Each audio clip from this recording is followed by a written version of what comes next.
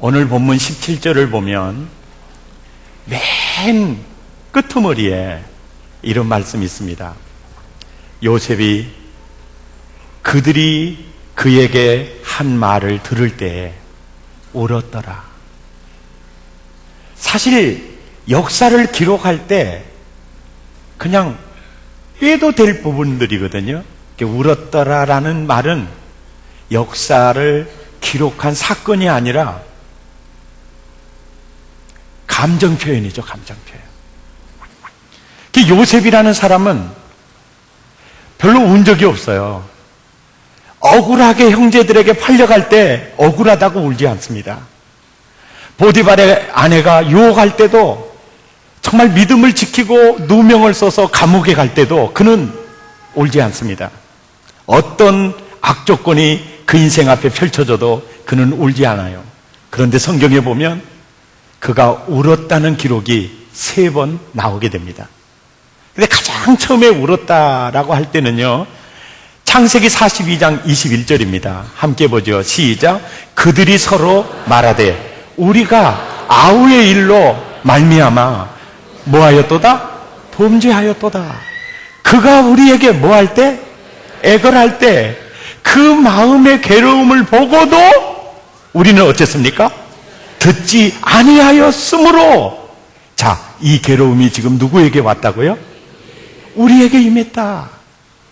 우리 요셉 동생이 살려달라고 아우성칠 때 우리가 그 울부짖음과 괴로움을 들어주지 않았더니 지금 우리가 공경에 처하게 됐다. 한 걸음 더 나아가서 22절에 보니까 시작. 루벤이 그들에게 대답하여 이르되 내가 너희에게 그 아이에 대하여 죄를 짓지 말며 하였도다. 그래도 너희가 어쩝니까? 듣지 아니하였느니라. 그러므로 그의 죄값을 지금 우리가 치우게 되었다. 자기들끼리 하는 소리예요. 자기들끼리. 총리 앞에, 총리가 된 요셉 앞에 자기들끼리 하는 소리예요. 그런데요, 그 다음 절 보세요. 23절. 자, 그들 사이에 통역을 세웠어요. 그러니까 요셉은 애굽의 총리요, 요셉의 형제들은 가나안 땅에서 온 아람 말을 쓰고 있었어요. 그러니까 통역을 세워서 양식을 나눠줘요. 그런데 통역관이 있으니까 아마 저 총리는 아람 말을 못 알아먹을 거야, 그렇게 생각하고 있었어요. 근데 그 소리를 누가 들었어요? 요셉이 들었어요. 그럴 때 24절에요, 요셉이 그들을 떠나가서 뭐합니까? 울어요. 이때는 왜 울었을 것 같아요? 여러분, 이때 요셉이 왜 울었을 것 같아요? 이야, 하나님은 살아계시구나. 저들이 나를 팔아먹고 내가 애원할 때 그렇게 매몰차게 하더니 이제는 회개하고 있구나. 자기들의 잘못을 스스로 뉘우치고 있구나. 뉘우치는 걸 볼 때 감격해서 울었습니다. 그리고 나중에 양식을 얻기 위해서 올 때는 하나밖에 없는 동생을 데려오라고 그럽니다. 그래서 그 동생이 왔어요. 야곱이 그렇게 사랑해서 낳았던 요셉, 그리고 베냐민이거든요. 나중에 형제들을 돌려보내면서 베냐민을 여기 두고 가라고 그럽니다. 그럴 때 유다가 이런 얘기를 합니다. 창세기 44장 30절에 시작. 아버지의 생명과 저 아이의 생명이 서로 어떻게 됐어요? 하나로 묶여져 있었습니다. 내가 아버지에게로 돌아갈 때 그 아이가 우리와 함께 가지 않으면, 31절에 시작. 아버지가 아이 없음을 보고 살아요? 아마 죽을 겁니다. 이같이 되면 종들이 주의 종 우리 아버지가 흰머리로 슬퍼하며 어디로? 죽음으로 내려가게 함이니이다. 그러니까 형을 잃어버린 뒤에 자기에게 쏟았던 사랑을 자기 동생 베냐민에게 쏟고 있고 아버지와 동생은 하나로 묶여 있어요. 아버지가 저 아우를 보지 않으면 우리 아버지는 죽습니다. 그러니까 아버지, 나를 잃고 얼마나 아버지가 가슴 아파하셨구나. 그게 느껴질 때 창세기 45장 2절에요. 요셉이 어떻게 웁니까? 큰 소리로 우는데요. 누구에게 들릴 정도로 울어요? 애굽 사람들이. 그리고 왕궁에까지 들릴 정도로 울어요. 이때 요셉이 왜 울었을까요? 억울해서 울었을까요? 아버지 사랑에 겨워서 울었을까요? 설교는 듣고 계시죠? 아버지 사랑에 겨워서 울어요. 그리고 이제 세 번째 마지막 울어요. 오늘 본문입니다. 우는 이유가 어디가 있는지 성경을 읽으면서 여러분 한번 찾아보시기 바랍니다. 본문 15절입니다. 시작. 요셉의 형제들이 그 아버지가 죽었음을 보고 말하되. 자, 이제는 요셉의 아버지가 살았어요, 죽었어요? 이제 죽었어요. 함께 살다가 아버지가 죽었어요. 보고 혹시 우리를 미워하여 우리가 그에게 행한 모든 악을 이제는 아버지 죽었으니까 마음 놓고 우리에게 갚지 아니할까 하고 16절 시작. 요셉에게 말을 전하여 가로되 당신의 아버지가 돌아가시기 전에 명하여 이르기를 뭐라 그래요? 17절 너희는 이같이 요셉에게 이르라 내 형들이 내게 악을 행하였을지라도 이제 바라건대 그들의 허물과 죄를 용서하라 하셨나니 당신 아버지의 하나님의 종들인 우리 죄를 이제 용서하소서 하며 요셉이 그들이 그에게 한 말을 들을 때 뭐 했어요? 울었어요. 왜 울었을까요? 이때 우는 이유가 어디 있을까요? 감격해서 잘못했다고 무릎 꿇으니까 그건 이미 울었어요. 왜 울까요? 세상에 형님들 정신 좀 차려요. 아직도 나를 몰라요? 보복하려고 했으면 그때 다 보복했어요. 제가 지금까지 형님들과 형님들 자녀들을 기르는 거 나를 보면 몰라요? 나를 그렇게 몰라요? 형님들처럼 나를 생각하세요?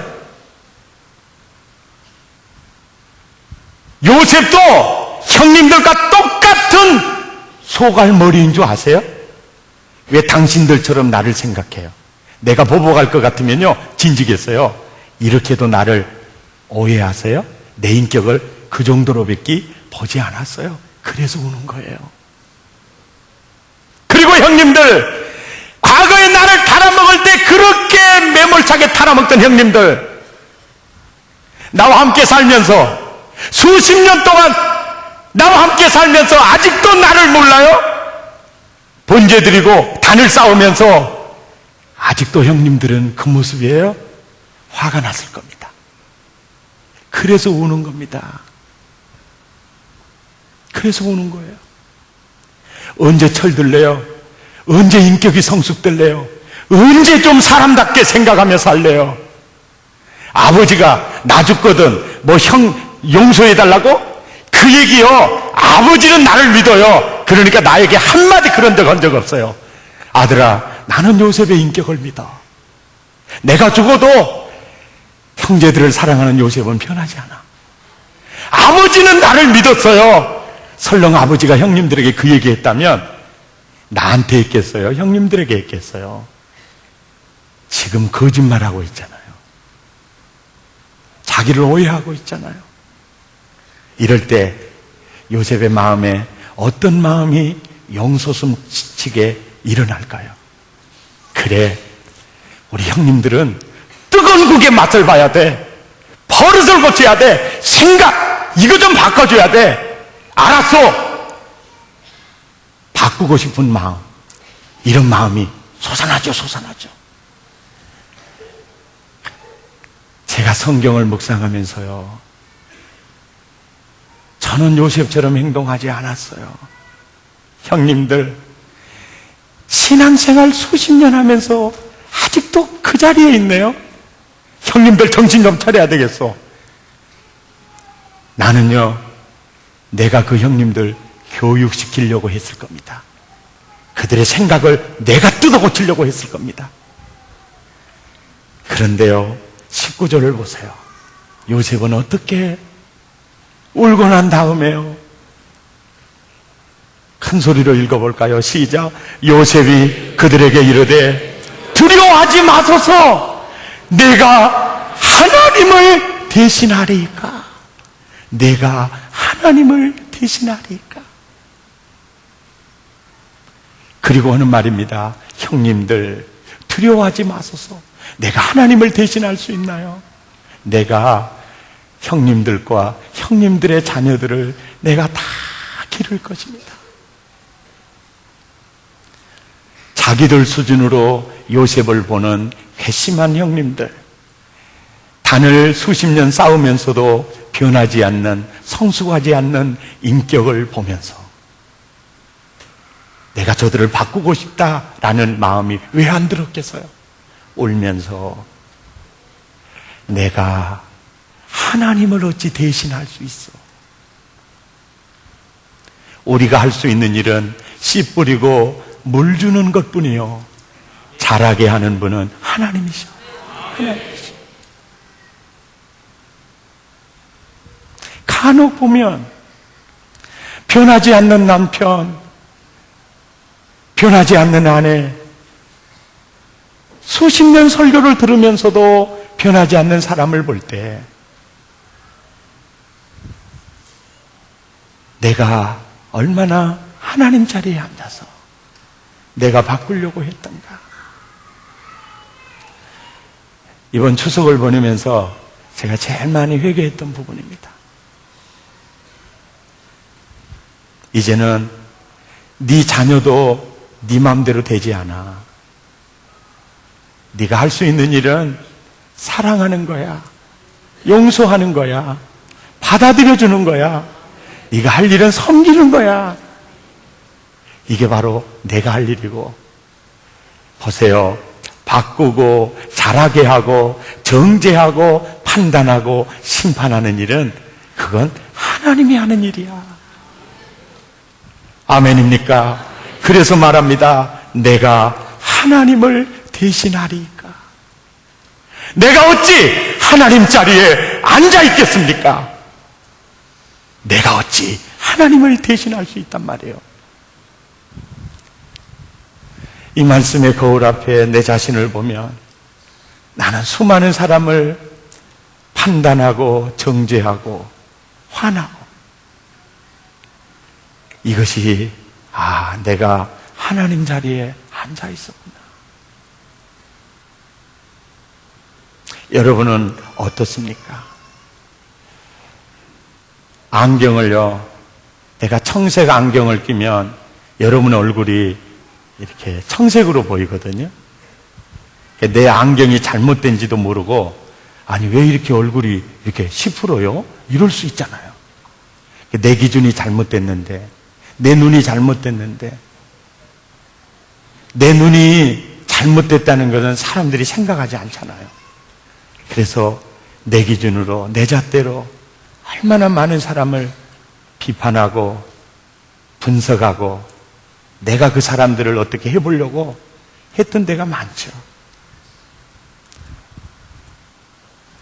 여러분은 어떻습니까? 하나님, 어떤 경우에도 내가 하나님을 대신하지는 않겠습니다. 하나님, 어떤 경우에도 제가 하나님 자리에는 앉지 않겠습니다. 아멘. 그리고 요셉이에요. 요셉은 참 수준 높은 역사관을 가지고 있었어요. 그 역사관이 뭐냐면 표면적 역사와 그 표면적 역사 속에 흐르는 이면적 하나님의 손길을 보고 있었어요. 오늘 설교를 들으시면서 역사란 항상 표면적 역사가 있고 이면적 역사가 있다. 요셉의 형제들이 요셉을 팔아먹고, 그래서 아버지 사랑받은 채색 옷 입었던 옷을 벗어놓고 이제는 노예 옷을 갈아입고, 믿음으로 보디발의 아내가 유혹해도 믿음 지켰는데 나중에는 노예 옷 벗고 제수복을 갈아입어요. 그리고 고난이 연속이 됩니다. 이게 눈에 보이는 표면적 역사입니다.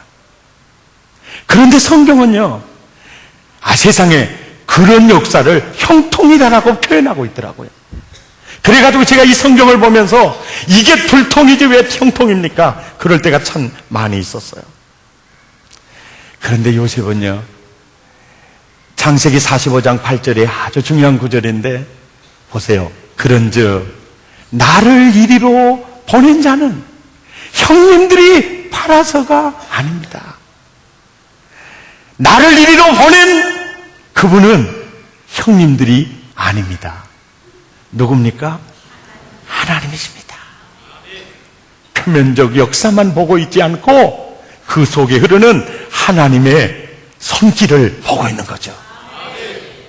왜 그분이 나를 애굽으로 보낸 줄 아십니까? 보세요. 이 놀라운 얘기입니다.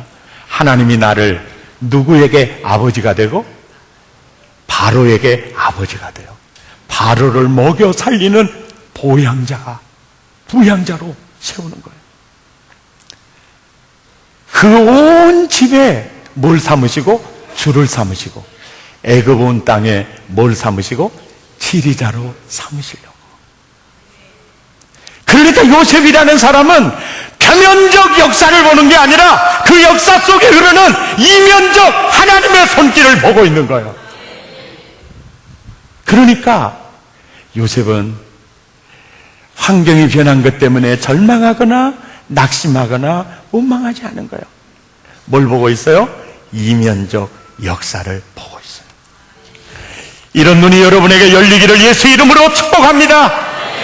그래서 오늘 본문 창세기 50장 20절에 시작. 당신들은 나를 해하려 하였으나 이건 표면적 역사요. 하나님은 그것을 무엇으로 바꿔요? 손으로 바꾸셨어. 그래서 결국은 오늘날과 같이 많은 백성을 구원하게 하시려 하셨어. 그러니까 요셉은 창세기 5장 20절에 창을 가지고 자기 인생을 늘 보고 있었어요. 당신들은 나를 헤아려 하였으나 이면적 역사를 만들어 가신 하나님은 선으로 바꾸셨어. 그리고 그분은 나를 총리로 세우는 게 목적이 아니라 많은 백성을 구원할 구원자로 세우는 것이었어. 그러다 보니까 이 렌즈를 가지고 보니까 창세기 39장 1절에서 2절 함께 읽죠. 시작. 요셉이 이끌려 애굽에 내려가며 바로의 신하 시위대장 애굽 사람 보디발이 데려간 이스마엘 사람의 손에서 그를 산이라. 여호와께서 요셉과 함께 하심으로 그가 뭐가 돼요? 형통한 자가 되어요. 세상에 채색옷, 기름진 옷, 복의 옷 입고 있다가 이제는 팔려가서 노예가 됐는데 어떻게 형통이에요? 나중에는 믿음 지키다가 감옥에 갔어요. 창세기 39장 23절 시작. 전옥은 그의 손에 맡긴 것을 무엇이든지 돌아보지 아니하였으니 이는 여호와께서 요셉과 함께 하심이라. 여호와께서 그의 범사에 형통케 하셨더라. 이게 왜 형통이에요? 믿음 지키다가 감옥에 갔는데 표면적 역사를 보면 이해가 안 되는 얘기예요. 이면적 역사를 보면 창세기 50장 20절의 렌즈를 가지고 요셉의 인생을 보면 형통이에요. 아멘입니까? 창세기 50장 20절을 보세요. 당신들은 나를 헤아려 하였으나 하나님은 그것을 선으로 바꾸셨어. 오늘날과 같이 많은 백성의 생명을 구원하게 하려 하셨어. 총리가 목표가 아니요. 이건 수단일 뿐이요. 아멘입니까? 여러분, 늘 세상을 살면서 표면적 역사만 보지 마시고 늘 이면적 역사를 보시기 바랍니다. 이게 너무 똑같아요. 보실래요? 요셉도 그 배다른 형제들에게 굉장히 배척을 당했거든요.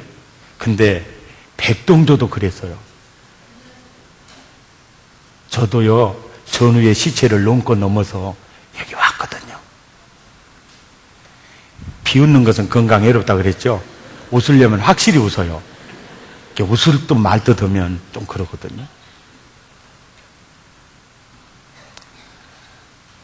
우리는 그것 때문에 하나님을 만났어요. 이제는 어머니 보고 싶어도 보지 못하고 타국에 피난 가서요, 꿈을 키우고 있을 때 병들어서 죽어져 가고 있었어요.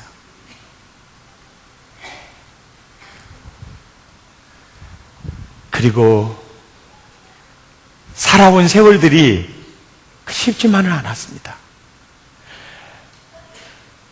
십자가를 꽂고 교회를 개척해서 꿈을 꾸고 사역하는 중에 교통사고로 어려움에 처했어요.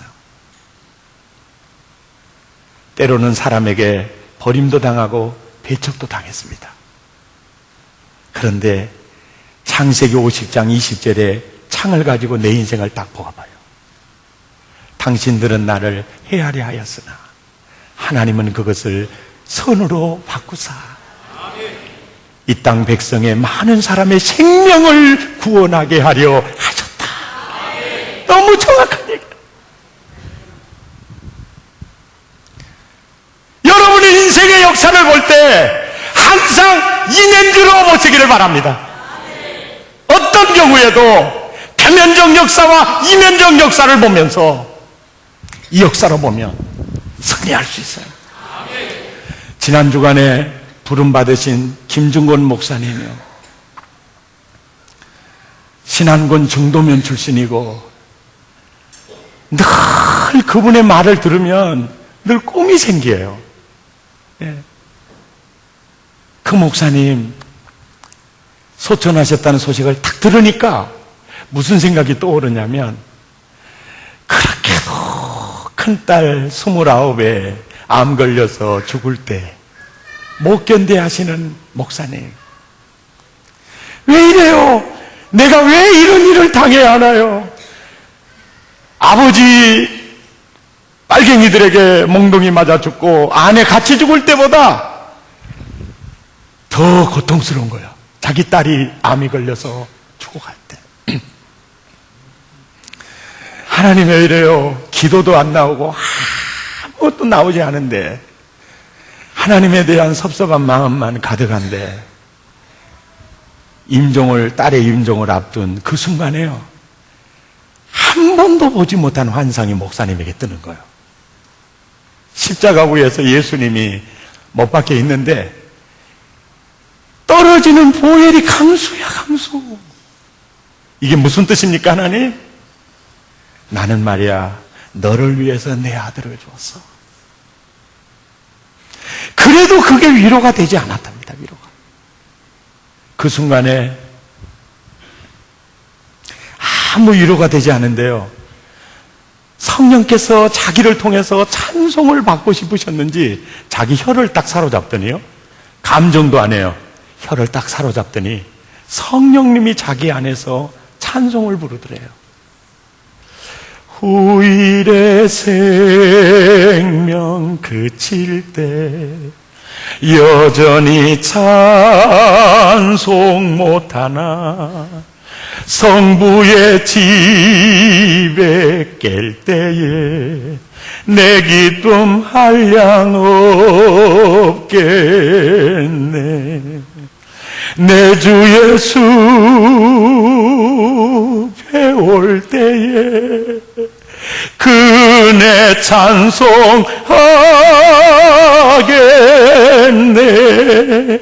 내 주 예수 배올 올 때에 그네 찬송하겠네.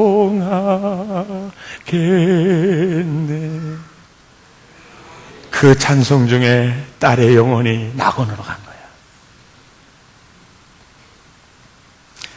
그 목사님이 임종하셨다는 소리를 딱 들었을 때, 목사님, 그렇게도 먼저 천국 보낼 때 가슴 아파하던 딸 선이 이제 만나시겠네요. 그 노구를 이끌고 민족의 가슴마다 그리스도를 심어 이 땅에 그리스도의 푸른 계절이 오게 하자고 몸부림치던 목사님, 나의 달려갈 길을 다 마치고 이제는 믿음을 지켰으니 하나님이 나를 위하여 예비하신 의의 면류관 안에 있을 것이다.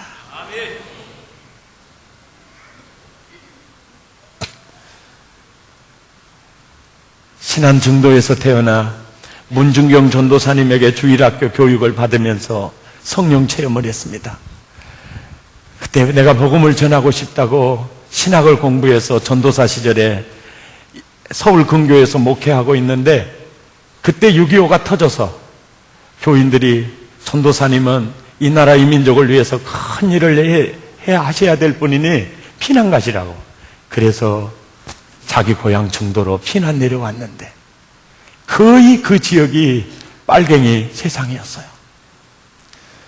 피난 내려와서 있는데 하루는 딸 선이를요, 잠을 재우면서 사모님이 찬송, 자장가를 부르는데 이 노래를 부르고 있더래요. 하늘 가는 밝은 길이. 목사 전사님 생각에, 아니, 세상에 자장가를 왜 이런 노래를 불러? 그 순간 좌익들이 몽둥이 들고 쳐들어온 겁니다. 사랑채에 주무시는 아버지, 안방에 있는 전도사님, 김중건 전도사님 사모님 데리고 끊임없이 데리고 끌고 가는데, 가보니까 산기슭에 100명이 모아 있어요. 몽둥이로 두들고 죽창으로 찔러서 죽입니다. 그 순간 막 뭔가 머리를 치는데 그냥 쓰러진 거예요.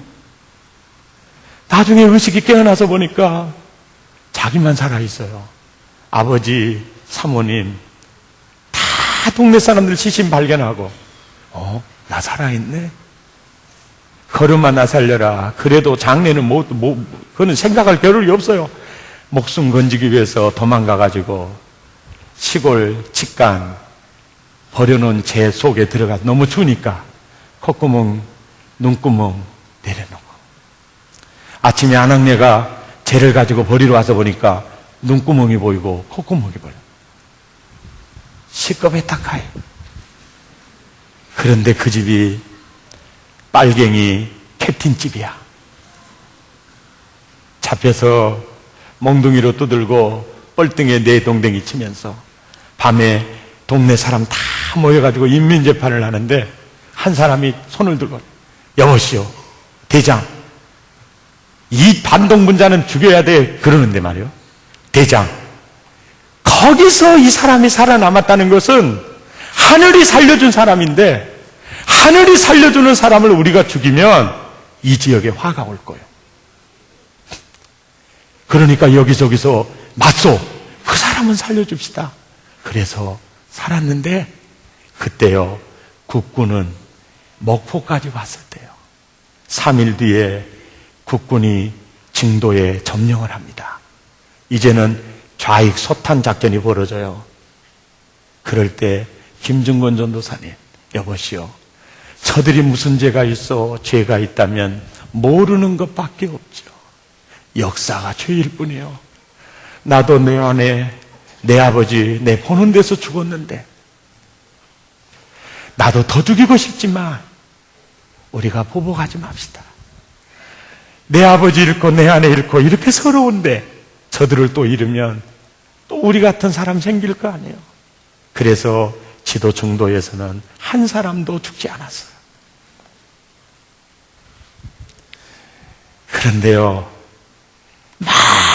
많은 백성들을 구원할 그런 구원자로 쓰는 과정이었어요.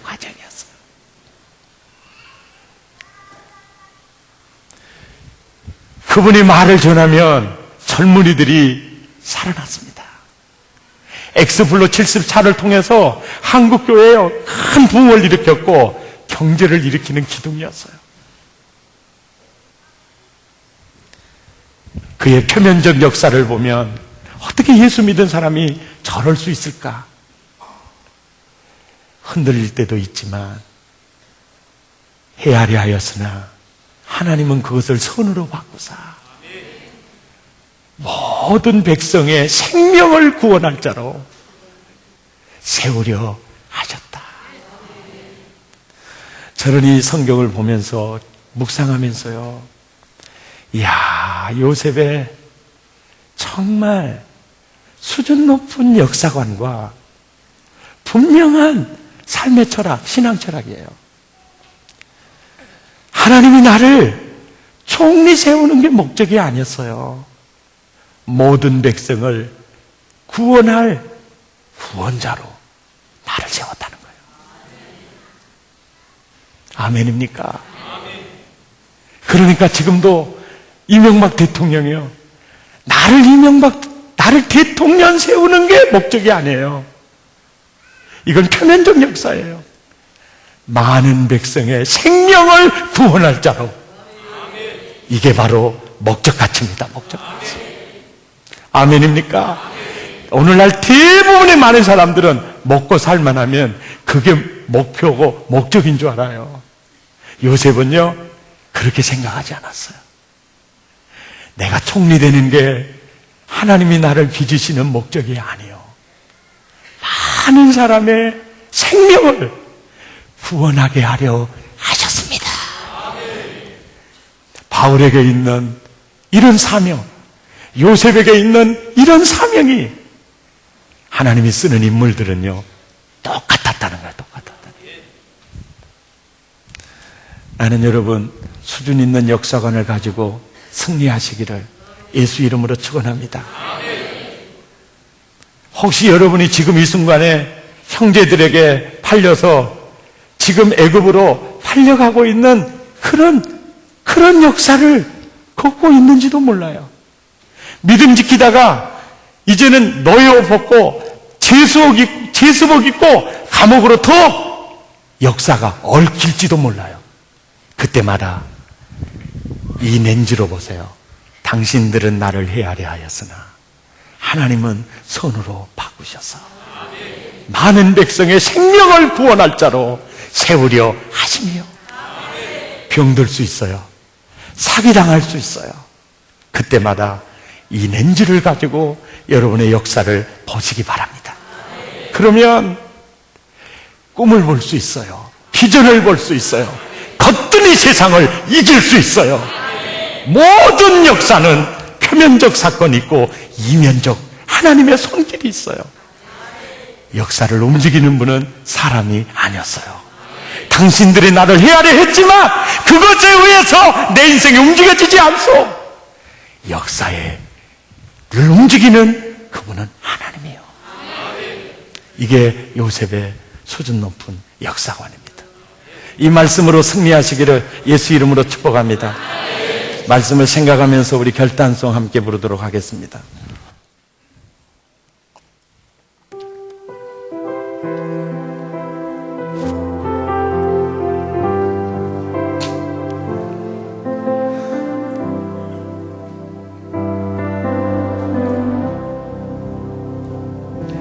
나의 영혼 피곤해 지쳐 있고 나의 맘에 어쩔 순 없을 때 나의 맘에 들린 음성 내게 오라 내 품에 안기라 험한 산길 나 홀로 걸어갈 때 거센 봐도 날 위협할 때에 주님은 나를 품에 안에서 힘주시고 일으켜 주신다. 나의 영혼 피곤해지서 있고 나의 마음 어쩔 순 없을 때 나의 맘에 들리는 주의 음성 내게 오라.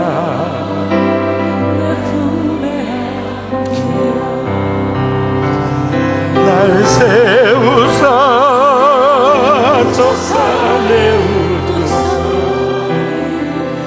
날 세우사